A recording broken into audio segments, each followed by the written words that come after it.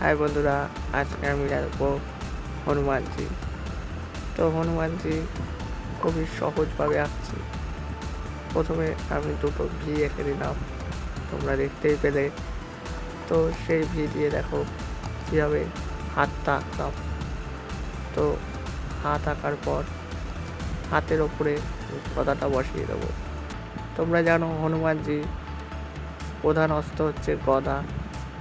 তো প্রথমে গদাটা করে নিচ্ছি। দেখো এইভাবে আস্তে আস্তে সিম্পলভাবে হাতের ওপর গদাটা বসিয়ে দাও।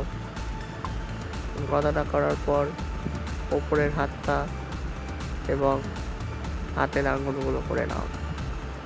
খুবই আস্তে আস্তে করবা। তারপরে মুখের শেপটা করে নাও। এভাবে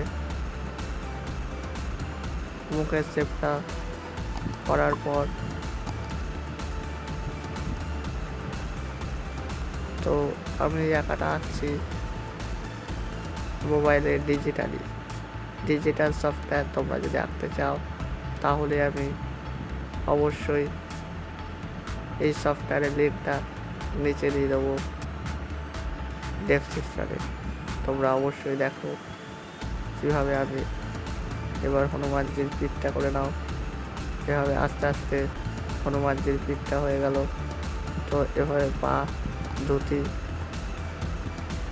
আমি খুবই তাড়াতাড়ি করছি, কেননা ভিডিওটা অনেকটাই বড় হয়ে গেছে। তোমরা অবশ্যই বুঝতে পারছো।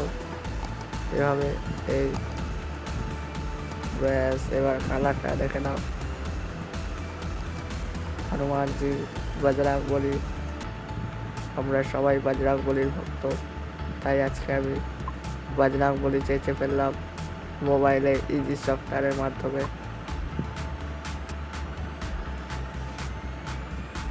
সো মোবাইলে আঁকা একটু কঠিন, তো তোমরা অবশ্যই দেখো বজরং বলির মুখটা।